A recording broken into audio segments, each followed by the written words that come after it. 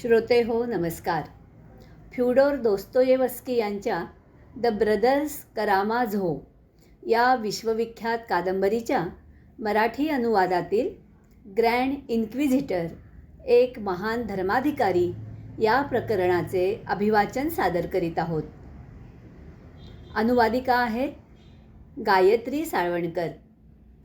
अभिवाचन सादर करीत आहे निलिमा नातू. ग्रँड इन्क्विझिटर एक महान धर्माधिकारी. ग्रँड इन्क्विझिटर एक महान धर्माधिकारी. मी अगोदर माझ्या या कवितेची प्रस्तावना सांगतो. ही एक छंदमुक्त कविता म्हणता येईल. जुन्या काळी युरोपात सगळीकडे येशू आणि इतर संतांच्या आख्यायिका रंगमंचावर सादर होत. तसेच काहीसे नाटुकले म्हणता येईल अशी ही दीर्घ कविता आहे. इव्हान म्हणाला, माझी ही कहाणी 15व्या शतकात स्पेनमध्ये घडते. तेव्हा इन्क्विझिशन म्हणजे धार्मिक न्यायदानाची प्रथा ऐन बहरात आली होती. ग्रँड इन्क्विझिटर म्हणजे चर्चचा सर्वेसर्वा महान धर्माधिकारी. दररोज शेकडो पाखंड्यांची न्यायिक चौकशी करून भर चौकात आगीत लोटण्याची शिक्षा सुनावत असे आणि त्याची अंमलबजावणी काटेकोरपणे व्हावी यासाठी दक्षही असे. धर्मसत्ता आणि राजसत्ता एकवटल्या होत्या असा तो महाभयंकर काळ होता. इव्हानने सांगायला सुरुवात केली. प्रभूचे पुनरागमन. प्रभूचे पुनरागमन. प्रभूने पुन्हा पृथ्वीवर अवतीर्ण होण्याचे वचन दिले. 15 शतके लोटली. 15 शतके लोटली. मानवजात विश्वासाने त्याची वाट पाहत होती. प्रार्थनांनी आसमंत भारला होता. दुःखाच्या अश्रूंनी भूमी थिजली होती. प्रभूच्या वचनातच होता आधार. प्रभूच्या वचनातच होता आधार. काही चमत्कार घडले. रोग्यांवर उपचारही झाले. श्रद्धाळूंना माता मेरीचे दर्शन झाले. धर्मात्म्यांच्या चमत्कारांचा प्रकाश पसरला. पण सैतान झोपलेला नव्हता. त्याने पेरली शंका. त्याने पेरली शंका लोकांच्या मनात त्या चमत्कारांच्या सत्यतेबद्दल. त्याने पेरली शंका लोकांच्या मनात त्या चमत्कारांच्या सत्यतेबद्दल. उत्तर जर्मनीत पाखंड्याचे वाढलेले प्रस्थ पाहून जनतेच्या मनात उठले चर्चच्या सत्तालोलुपतेवर प्रश्नचिन्ह. मानवजातीचे अश्रू पुन्हा वाहू लागले आणि लोक वाट पाहू लागले प्रभूच्या आगमनाची. मानवजातीचे अश्रू पुन्हा वाहू लागले आणि लोक वाट पाहू लागले प्रभूच्या आगमनाची. शतकानुशतके प्रार्थना चालू राहिली. हे प्रिय प्रभू, तुझे येणे लवकर कर. शतकानुशतके प्रार्थना चालू राहिली. हे प्रिय प्रभू, तुझे येणे लवकर कर. आणि शेवटी तो प्रगटला स्पेनमधील सेव्हिल कॅथेड्रलमध्ये. पण दिव्य प्रकाशात नव्हे. थकलेल्या वृद्ध गुलामासारखा, हातात क्रॉस धरणारा, मानवांमध्ये मिसळलेला, जुन्या आठवणींमधील रूपात. पुन्हा एकदा दीनदुबळ्यांचे अश्रू पुसण्यासाठी. भव्य मेळावा. भव्य मेळावा. चौकात पेटलेली चिता. पाखंडी ठरलेल्यांचा जळणारा देह.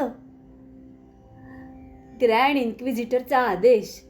धर्माच्या नावाखाली 100 जीवांचा अखेरचा श्वास.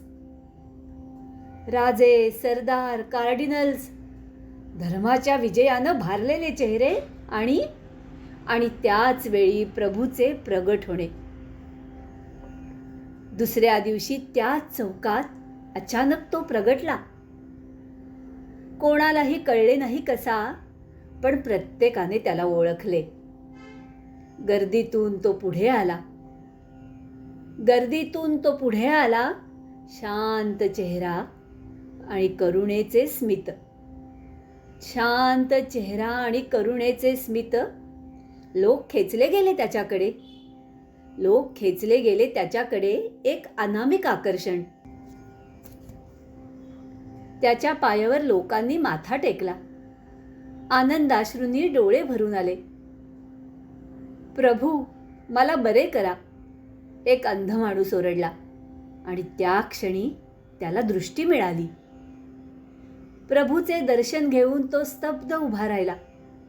आणि तेव्हा सर्वांना जाणवले, त्या दिवशी सेव्हिलच्या चौकात आशेचा सूर्य पुन्हा एकदा उगवला होता. त्या दिवशी सेव्हिलच्या चौकात आशेचा सूर्य पुन्हा एकदा उगवला होता. त्याच्या पायतळीची धूळ कपाळी लावायला जो तो धावू लागला. सेव्हिल कॅथेड्रलच्या पायऱ्यांपाशी तो दयाळू वृद्ध क्षणभर थांबला. समोर आली शवयात्रा एका लहानग्या मुलीची. पांढऱ्या फुलांनी झाकलेली लेक मोठ्या सरदाराची. धाय मोकलून रडणारी माता. गर्दीतून उठला एकच आवाज, तो तुझ्या मुलीला जिवंत करेल. क्षणार्धात ती माऊली कोसळली त्या अनामिक दयाळू वृद्धाच्या पायावर. तो तूच आहेस, माझ्या मुलीला जीवदान दे. स्तब्ध झालेली जनता, गोंधळून गेलेले पाद्री महाशय, त्या वृद्धाची करुणामयी नजर झर झर फिरली पायाशी ठेवलेल्या शवपेटीवर. आणि त्याचे ओठ हलकेच हलले. मुली, उठ. एक प्रेमळ साद. मुली, उठ. एक प्रेमळ साद. जणू झोप चाळवावी अशी हलकीशी जाग. उठून बसली बालिका, हाती धरून पांढरा गुलाब. उठून बसली बालिका, हाती धरून पांढरा गुलाब. लोकांमध्ये आता उसळली आनंदाची, उत्साहाची लाट. सर्वत्र उडालेला गोंधळ पाहून थबकले ग्रँड इन्क्विजिटर. सर्वत्र उडालेला गोंधळ पाहून थबकले ग्रँड इन्क्विजिटर. कॅथेड्रलचे मुख्य कार्डिनल, वय वर्षे 90, उंच ताड बांधा, सुजलेला पण करारी चेहरा, करडी नजर. आज नव्हता मानाचा पोशाख. अंगावर जाड्या भरड्या कापडाचा जुना पुराणा भिक्षूचा अंगरखा. सोबत पहारेकऱ्यांचा लवाजमा. एक तीक्ष्ण कटाक्ष आणि सर्व लोक चिडीचूप. त्याने पाहिले, गर्दीच्या मध्यभागी एका अनामिक वृद्धाच्या पायाशी जमिनीवर ठेवलेली छोटी शवपेटी. तो दयाळू वृद्ध बालिकेला हात देऊन उठवत आहे. ग्रँड इन्क्विजिटरचा काळा ठिक्कर चेहरा, उंचावलेल्या भुवया आणि पेटलेली नजर. करुणामयी वृद्धाकडे त्याने उंचावले बोट.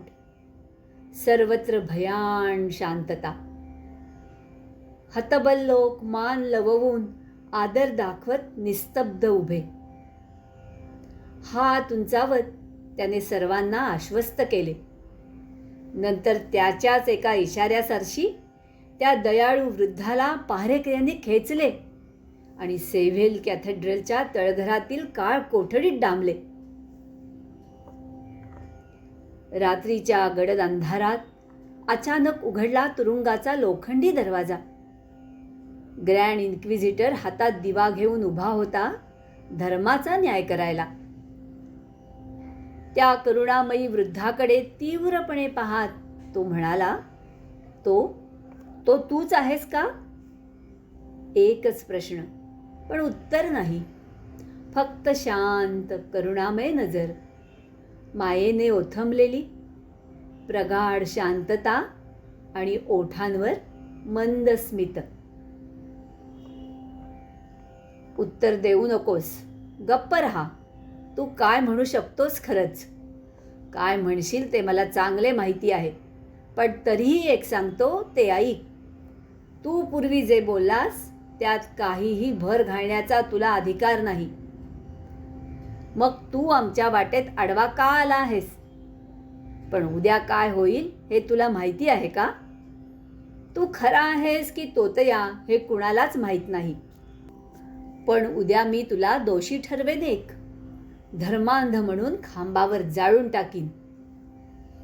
आज तुझ्या पायाचे चुंबन घेणारी माणसे उद्या तुझी राख सावरतील. तुला ते माहीत आहे का? हो, कदाचित तुला ते माहीत असेल. शांतपणे बोलत होता. क्षणभरही त्याने कैद्यावरून नजर हटवली नाही. याआधी तू मुक्तिदाता म्हणून आला होतास, पण आम्ही लोकांना मुक्त केले सर्व प्रकारच्या ओझ्यातून, जी तू टाकली होतीस या अज्ञ अभागी जीवांवर. तुझ्या श्रद्धेचे स्वातंत्र्य हिरावून घेऊन आम्ही खरीखुरी मुक्ती दिली. खूप मोठी किंमत चुकवून शेवटी तुझ्याच नावाने, तुझ्याच आड लपून ते करून दाखवले. हे तर तुला माहीत असेलच, पण तरीही तू इतका नम्र कसा? तुला माझा राग कसा येत नाही? आज आम्ही देऊ केलेले परिपूर्ण स्वातंत्र्य लोक स्वतः आणून ठेवतात आमच्या पायाशी. तुला हेच अपेक्षित होते काय? सैतानाने दिलेली ती 3 प्रलोभने अचानक नष्ट झाली, हरवली कुठेतरी अनाकलनीयतेच्या धुक्यात. पुन्हा शोधावे लागले आम्हाला. पृथ्वीवरील सर्व ज्ञानी एकत्र आले. शासक, मुख्य याजक, विद्वान, तत्वज्ञानी, कवी, जसे गतकाळाचे साक्षीदार. त्यांना दिले गेले एक कार्य, 3 प्रश्न शोधून काढण्याचे. आणि त्यांनी शोधले ते. 3 वाक्यात बांधला मानव जातीचा संपूर्ण भविष्यकाळ. इतका अचूक, इतका निश्चित, ना काही त्यात जोडता येईल ना काही खोडता येईल. जणू कोरलेली वचनशिला अनंताच्या अंगणात. जर भाकरीच्या बदल्यात विश्वास विकत घेतला तर स्वातंत्र्याचे मूल्य ते काय? तू म्हणालास. माणूस फक्त अन्नावर जगत नाही, देवाच्या वचनावर त्याचा विश्वास असतो. पण तुला ठाऊक आहे का, पोटाची भूक जेव्हा भाकरीसाठी तडफडते तेव्हा माणूस उठतो, तुझ्या विरुद्ध बंड पुकारतो, तुझ्याशी लढतो आणि तुला हरवतो. संत महात्मे सांगून गेले, पोटासाठी केलेले पाप गुन्हा नाही. आधी खायला द्या आणि मग सद्गुणांची अपेक्षा करा. भाकरीसाठी स्वातंत्र्य गहाण ठेवले जाते. काहीच मागे पुढे न पाहता शेवटी ते आपले स्वातंत्र्य आमच्या पायाशी ठेवतात आणि म्हणतात आम्हाला गुलाम बनवा. आणि म्हणतात आम्हाला गुलाम बनवा, पण खाऊ घाला. म्हणूनच आम्ही चर्चच्या माध्यमातून तुझ्या नावाने राज्य केले. तुझेच सेवक आहोत असे सांगून त्यांना जखडून ठेवले. आता आम्ही त्यांना तुझ्याकडे पुन्हा कधीच परत जाऊ देणार नाही. आम्ही बांधले आहे त्यांना भाकरीच्या मोहात, स्वातंत्र्याच्या पलीकडील गुलामगिरीत. भाकरीच्या बदल्यात विकत घेता आला असता विश्वास, पण तू नाकारलास. वाळवंटातील दगडांना भाकरी बनवण्याची किमया सैतानाने तुला देऊ केली होती. पण तुझ्या मते भक्ती स्वातंत्र्यातून यावी, पण भुकेच्या वेदनेत गहाण पडते आणि स्वतंत्र इच्छाशक्तीही. तृप्त पोटांनी त्यांनी निस्संशय तुझी उपासना केली असती, पण भाकरीशिवाय त्यांची श्रद्धा टिकली असती. श्रद्धेचे स्वातंत्र्य म्हणजे संघर्ष, आणि तो पेलवायची प्रत्येकाकडे ताकद नसते. लोक स्वतंत्र होण्यापेक्षा आपले स्वातंत्र्य सोपून टाकतात दुसऱ्याच्या हाती आणि निर्धास्त राहतात, एक निश्चिंततेचा भास निर्माण करत. इतिहास सांगतो, युद्धे झाली उपासनेच्या नावाखाली, देवता स्थापन झाल्या, माणसांचे तुकडे झाले श्रद्धेच्या कट्टरतेखाली. तू दिलेस त्यांना निवडीचे स्वातंत्र्य, चांगल्या वाईटाचा मार्ग खुला केलास. पण त्यांच्या हाती सोपवलेस संभ्रम, शंका, तणाव. कारण अनिश्चिततेपेक्षा भाकरीच अधिक ठोस वाटते.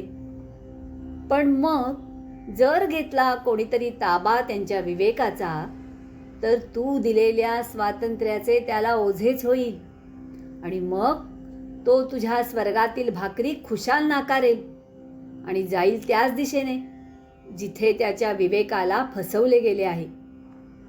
स्वातंत्र्याचे ओझे पेलणे सर्वांना शक्य नाही आणि ते ओझे त्यांना तुझ्या सत्याला नकार देण्यास भाग पाडते. त्या पर्वताच्या शिखरावर उडी मारली असतीस तर देवदूतांनी तुला झेलले असते, हे लोकांचं मत. पण तू नाकारलेस. सैतानाची घेतलेली ती परीक्षा होती, तुझ्या विश्वासाची, तुझ्या देवावरच्या निष्ठेची. उडी मारली असतीस तर त्या गर्दीतल्या डोळ्यांनी पाहिला असता तुझा पराभव आणि सैतानाच्या विजयाचा जल्लोष. पण ते ओळखण्याची कुवत नव्हती त्यांच्यात. प्रलोभनांना न जुमानणारे असे किती असतील? तू विचार केलायस? ज्या हृदयाने तुला स्वीकारले आहे ते चमत्कारांशिवाय चिकटून राहील? पण तुला ठाऊक नव्हते, माणूस चमत्काराशिवाय देवालाही नाकारतो. त्याला हवे असतात चमत्कार, त्याला हवी आहे प्रचिती. जरी ती मिळाली जादूटोण्यातून, काळ्या जादूमध्ये किंवा यज्ञयागांमध्ये, अनुष्ठानांमध्ये, तरी त्याचा विश्वास बसतो. त्याने तुला आव्हान दिले, क्रूसावरून खाली ये, क्रूसावरून खाली ये, आम्ही विश्वास ठेवू की तू देवाचा पुत्र आहेस. पण तू खाली आला नाहीस, कारण तुला माणसांचा संपूर्ण विश्वास हवा होता, मुक्त निखळ प्रेम हवे होते. तू मानवाला थोडा जास्तच आदर दिलास, अगदी स्वतःपेक्षाही जास्त. पण त्याची कुवत तुला ओळखता आली नाही. आज 1500 वर्षे झाली. मानवाचे आध्यात्मिक उन्नयन असे कितीसे झाले. तू लादलेली अपेक्षा त्याच्यासाठी ओझेच ठरली. त्याच्या कमकुवत मनोवृत्तीला तू प्रश्न केलास, जे मी केले ते तूही करू शकशील का? आणि त्याला ते नाकारावे लागले. तुझ्या प्रेमाने त्याचे ओझे वाढले. त्यापेक्षा त्यांच्याकडून किंचित कमी आदर, किंचित कमी अपेक्षा ठेवली असतीस तर त्याला त्या गोष्टींचा भार नसता झाला. एकच आधिपत्य, एकच राजसत्ता. मानवाचा प्रयत्न अजूनही सुरूच आहे. सैतानाने तुला पृथ्वीचे राज्य देऊ केले होते. जर स्वीकारले असतेस तर युद्धांचे पडसाद थांबले असते, शांततेचे सूर उसळले असते. पण तू नाकारलेस. म्हणूनच आम्ही सीझरची तलवार उचलली आणि तुझा मार्ग सोडून त्याच्या आधिपत्याचे अनुसरण केले. तुझे सच्चे अनुयायी तुझी वाट पाहून कंटाळले. आमच्या छावणीत त्यांनी शरणागत होणे पसंत केले. सैतानाने तुला दिल्या होत्या 3 महान शक्ती, चमत्कार, रहस्य आणि अधिकार, ज्यांनी तुला मिळवता आला असता मानवाच्या विवेकावर अंतिम विजय. तू नाकारलेस त्या तिन्हीला आणि त्या शक्ती आमच्या आधिपत्याखाली आहेत. आम्ही त्यांना सांगितले, जेव्हा तुम्ही आमच्या अधीन व्हाल तेव्हाच तुम्हाला स्वातंत्र्य लाभेल. आम्ही बांधले आहे त्या अस्वस्थ कळपाला शांततेच्या बंधनात आणि स्वातंत्र्याच्या आभासात. आम्ही दिली आहे त्यांना पाप करण्याची मुभा. आमच्या परवानगीने केलेल्या प्रत्येक पापाचा भार आम्ही उचलू. आम्हाला मानतील ते त्यांचा तारणहार, कारण त्यांच्या अपराधांचा मक्ता आम्ही घेतला आहे. त्यांच्या अंतःकरणातील गुपिते सर्व काही ते आमच्याकडे घेऊन येतात. आम्ही देतो त्यांना उत्तरे अशा भाषेत की त्यांना ती पटतात. त्यांची स्वतंत्र निर्णय घेण्याची इच्छा नाहीशी होते आणि ते मुक्त होतात सर्व प्रकारच्या जबाबदाऱ्यातून. स्वर्गाचे स्वप्न आणि अनंत काळाचे सुख त्यांच्या डोळ्यापुढे आम्ही दाखवतो. फक्त तुझ्या मोजक्या अनुयायांना वगळता उर्वरित कोट्यावधी लोक तुझ्या नावाने शांतपणे मरणार आणि मृत्यूनंतर त्यांना काहीच सापडणार नाही. पण आम्ही ते रहस्य गुप्त ठेवू. जरी दुसरे जग असलेच तरी आशांसाठी नक्कीच नसेल.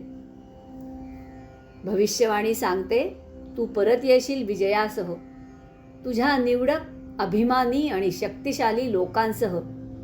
पण आम्ही म्हणू, तू निवडक अनुयायांना वाचवलेस, पण आम्ही संपूर्ण मानवजातीला वाचवले. तेव्हा तू न्याय करशील का? आम्हाला शिक्षा करशील का?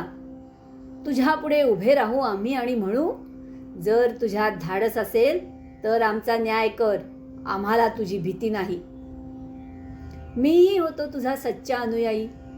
अरण्यात राहिलो होतो, कंदमुळे टोळांवर भागवले पोट. जे स्वातंत्र्य तू दिलेस ते मलाही प्रिय होते. मी प्रयत्न केला तुझ्या बलवान अनुयायांच्या रांगेत उभे राहण्याचा.